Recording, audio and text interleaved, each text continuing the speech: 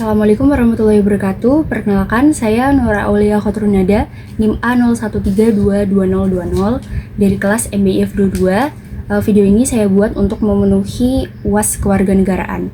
Jadi kali ini saya akan memaparkan mengenai materi-materi apa saja yang selama ini kami pelajari di semester ini. Langsung saja, materi pertama mengenai tantangan inklusi bagi kelompok rentan.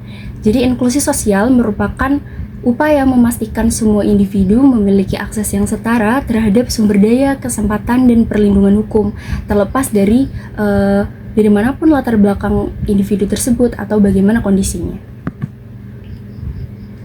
Kelompok rentan merupakan kategori masyarakat yang lebih mudah terpinggirkan atau mengalami ketidakadilan.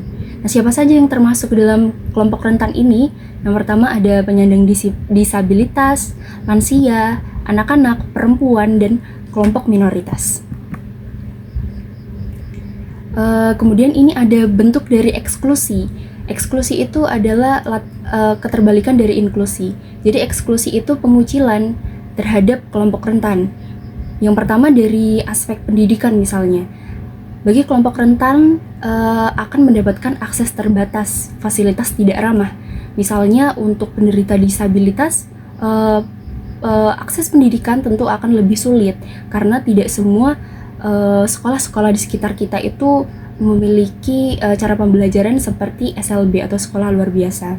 Selanjutnya pekerjaan dan ekonomi, kesulitan mendapatkan pekerjaan yang layak atau kesenjangan upah. Misalnya seringkali di Indonesia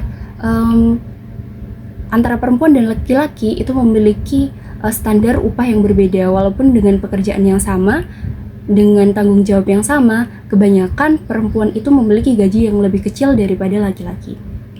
Selanjutnya layanan kesehatan, akses terbatas pada layanan berkualitas. Misalnya layanan kesehatan yang baik itu biasanya hanya untuk orang-orang yang benar-benar membayar secara langsung. Kalau pasien BPJS biasanya mungkin lebih terbatas aksesnya, di mana harus mengantri lebih lama dan sebagainya. Selanjutnya perlindungan hukum, terpinggirkan dari sistem hukum. Dan yang terakhir adalah partisipasi sosial, sulitnya berpartisipasi dalam kehidupan sosial dan politik. Tentu misalnya lansia maupun menderita disabilitas, perempuan, anak-anak itu akan lebih sulit berpartisipasi dalam masyarakat karena mereka memiliki keterbatasan tertentu. Selanjutnya materi yang kedua, kita merancang kampanye sosial yang inklusif dan transformasional. Nah, bagaimana kita bisa merancang kampanye sosial yang mendukung nilai-nilai inklusivitas dan transformasi di masyarakat? Contoh kampanye yang baik, pertama ini ada strateginya, yaitu kita mendesain kampanye yang kreatif, membuat pesan yang menarik dan mudah diterima oleh masyarakat. Kemudian kita harus memahami target audien dari kampanye tersebut, kebutuhan mereka, dan kita harus memilih platform yang tepat, misalnya untuk media sosial, acara, dan lain sebagainya. Ini adalah salah satu contoh poster yang saya buat waktu itu. Jadi ini mengenai inklusivitas yang ada di kampus Poliverneka. Latar belakang dan tujuan dari poster ini adalah kampus Poliverneka yang cerminan miniatur Indonesia, di mana terdapat keberagaman suku, bahasa, agama, dan keyakinan. Tujuan utamanya poster ini adalah untuk peningkatan kesadaran mahasiswa akan pahamnya inklusivitas, mendorong partisipasi mahasiswa untuk aktif merangkul perbedaan dan pembentukan budaya positif, menciptakan kampus yang saling menghargai dan setara.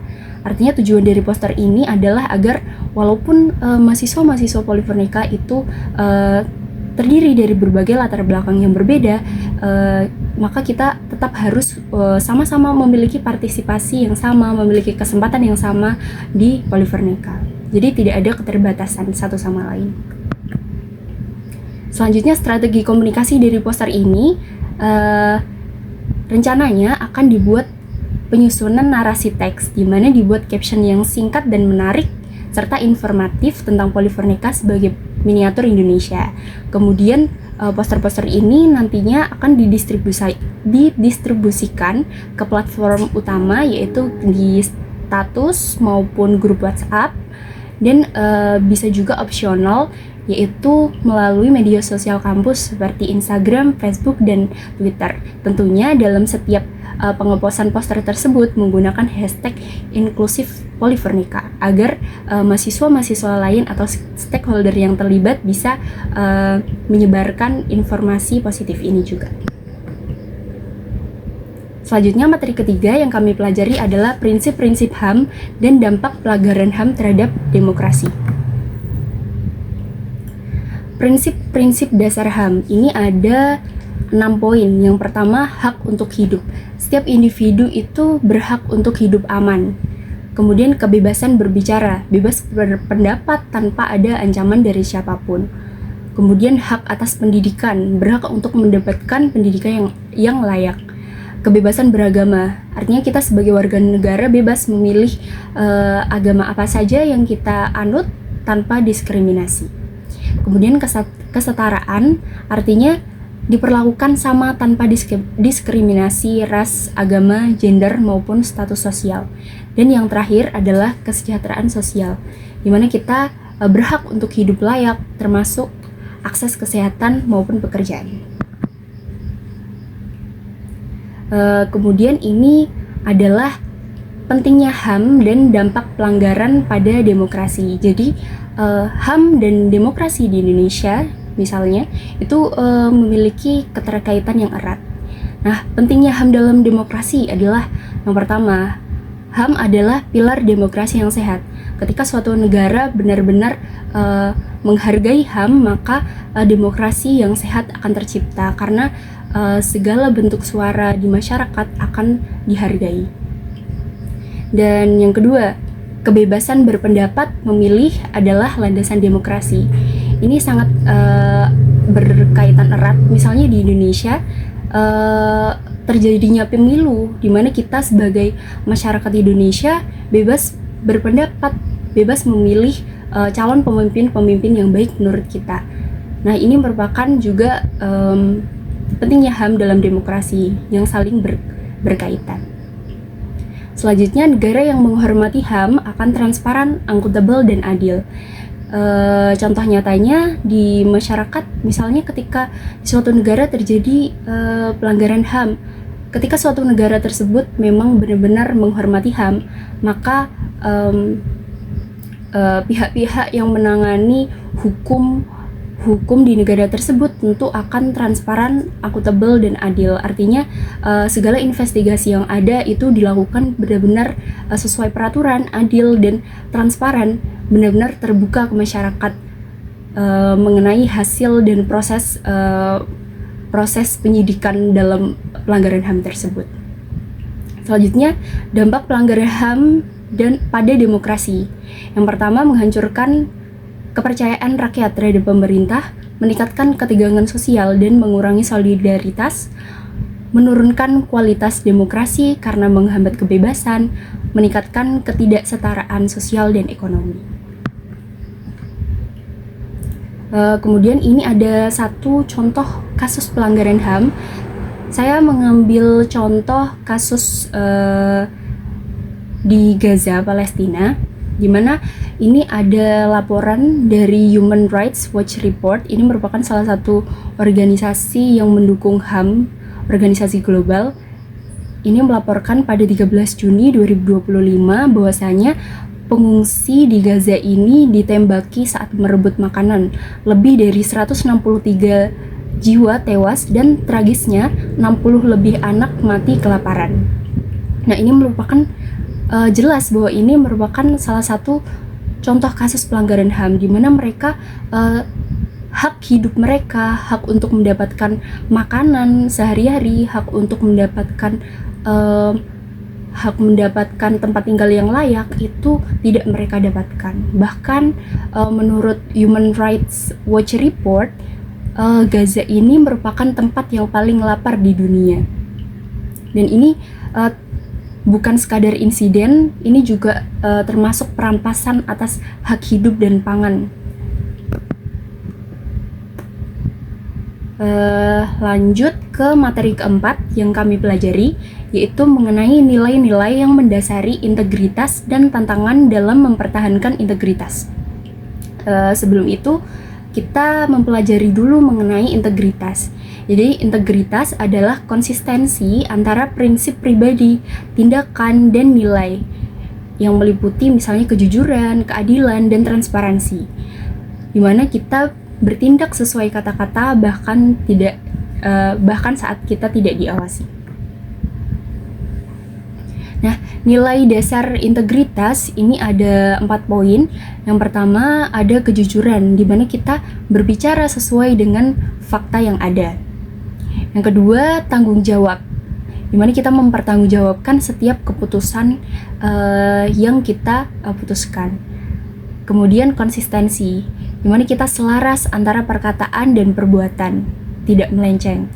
Dan yang terakhir adalah transparansi, terbuka dalam tindakan dan keputusan. Nah, mengapa nilai-nilai integritas itu penting di kehidupan sehari-hari? Karena yang pertama untuk membangun kepercayaan lingkungan. Ketika kita bertindak jujur, kemudian adil, dan terbuka, maka lingkungan kita akan dengan mudah mempercayai diri kita. Selanjutnya, mencerminkan demokrasi, di mana bertindak adil dan tidak memihak.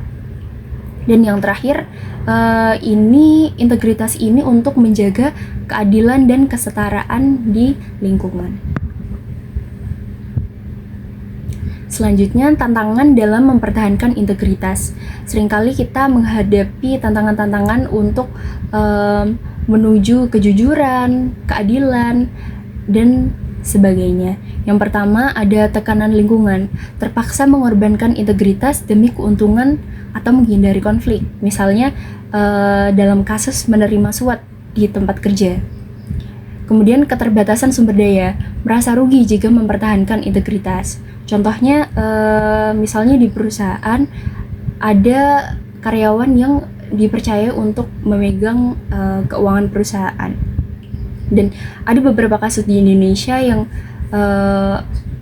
orang yang diberikan kepercayaan tersebut justru malah mengambil yang bukan hak mereka.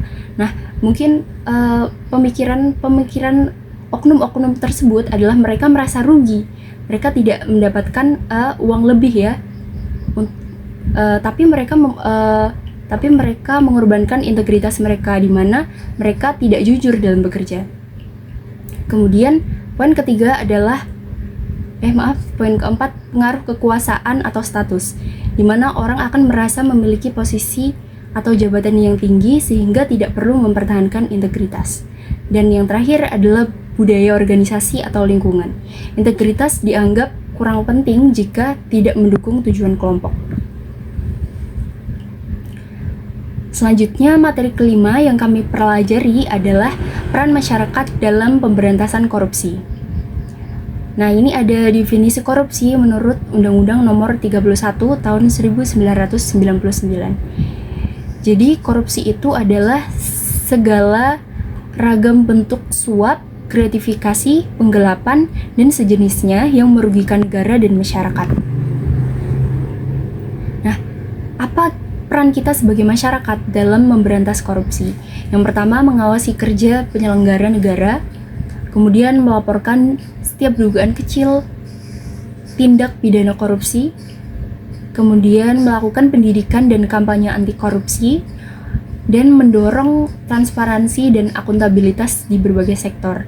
Dan menurut saya yang paling penting adalah bagaimana cara kita untuk membangun mindset anti korupsi dari hal-hal kecil yang ada di sekitar kita.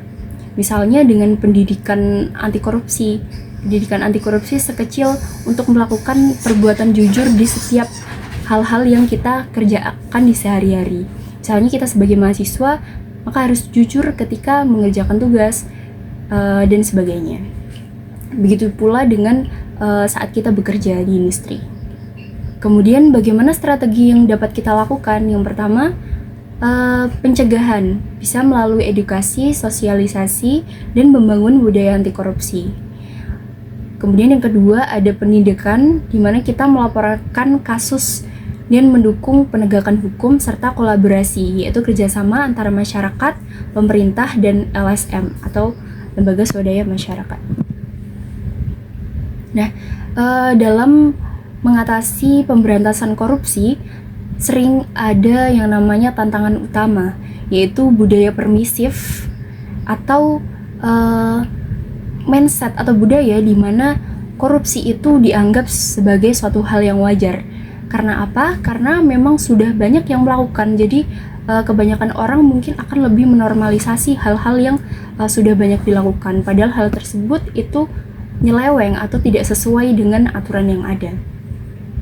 Kemudian kurangnya perlindungan bagi pelapor atau whistleblower. Jadi orang-orang yang akan melaporkan dugaan korupsi ini maka seringkali mendapatkan ancaman-ancaman dari sekitar sehingga tidak berani untuk bersuara, dan perlindungan dari lingkungan pun kurang sehingga mereka lebih memilih cara aman untuk tetap diam. Selanjutnya hambatan birokrasi dan lemahnya penegakan hukum.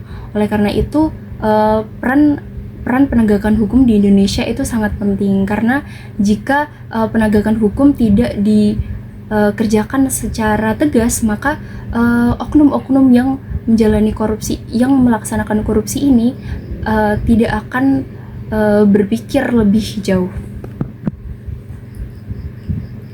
Selanjutnya materi ke-6 yang kami pelajari adalah mengenai pokok-pokok undang-undang anti korupsi di Indonesia menurut Undang-Undang Nomor 31 Tahun 1999 dan Undang-Undang Nomor 20 Tahun 2001.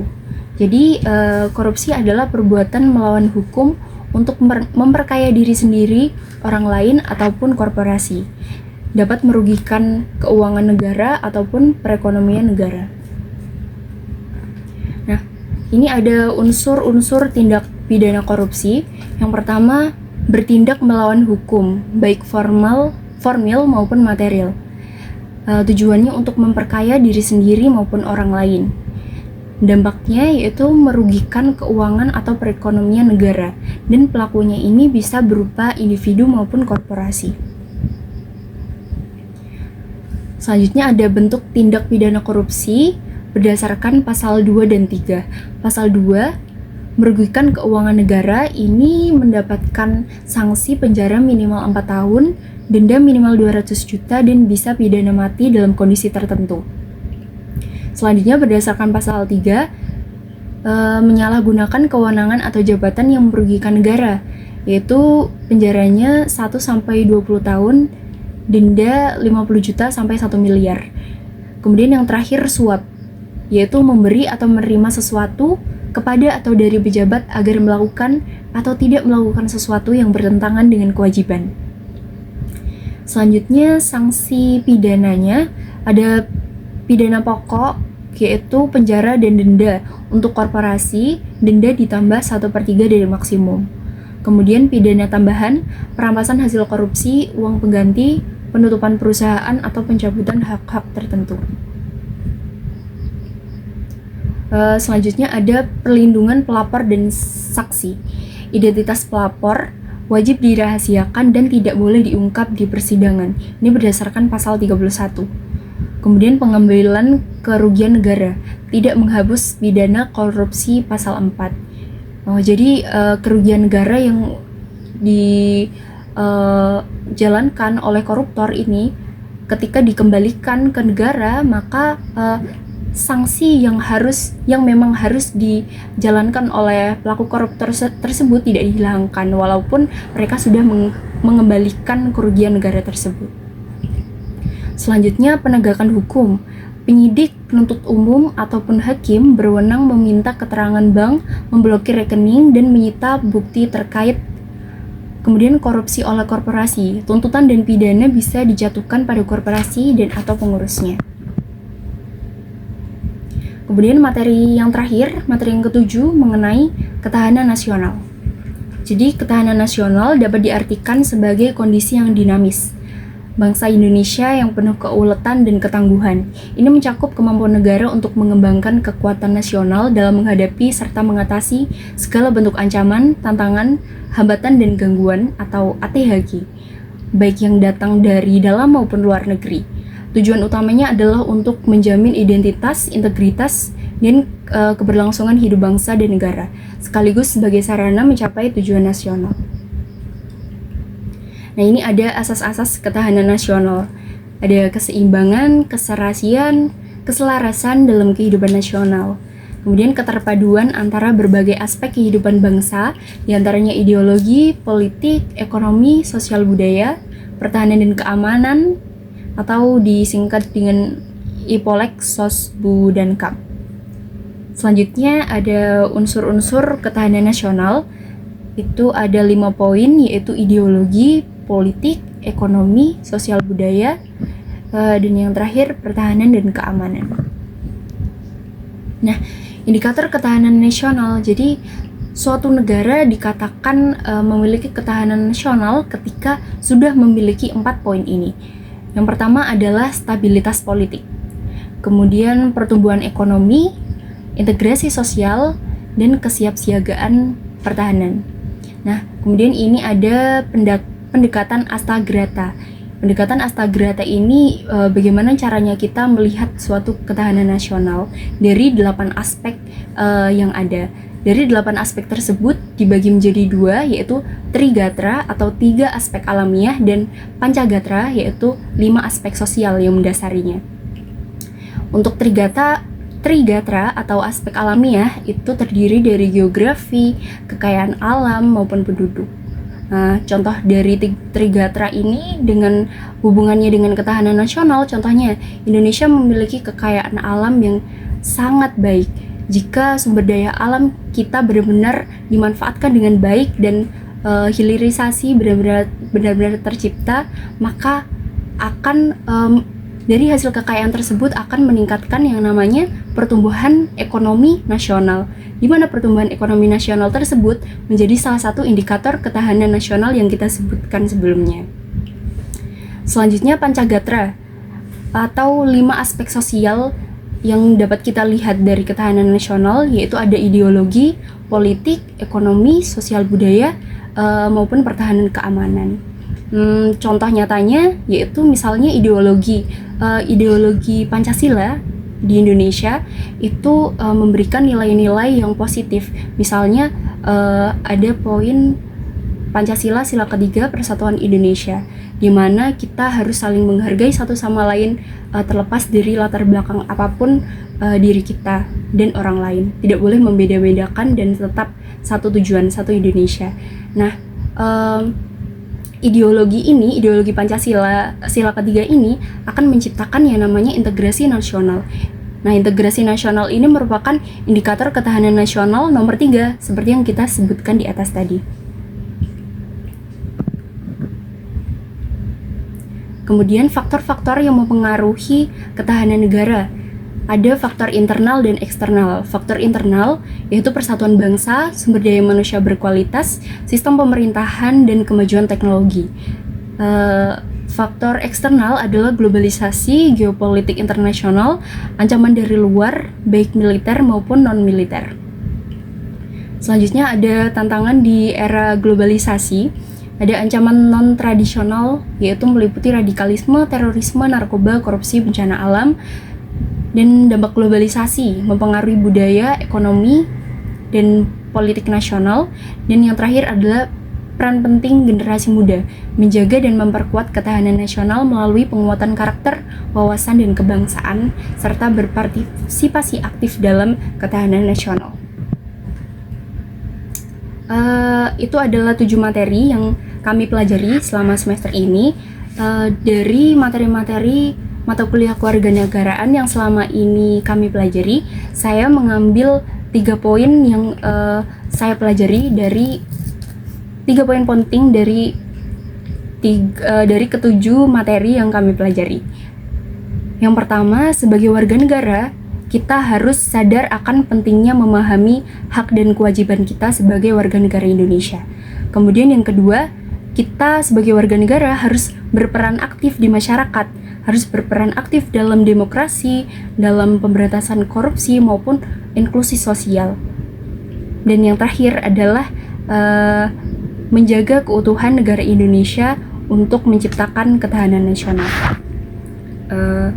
Cukup sekian yang dapat saya sampaikan. Terima kasih atas perhatiannya. Mohon maaf apabila ada salah perkataan atau tutur kata yang kurang berkenan. Assalamualaikum warahmatullahi wabarakatuh.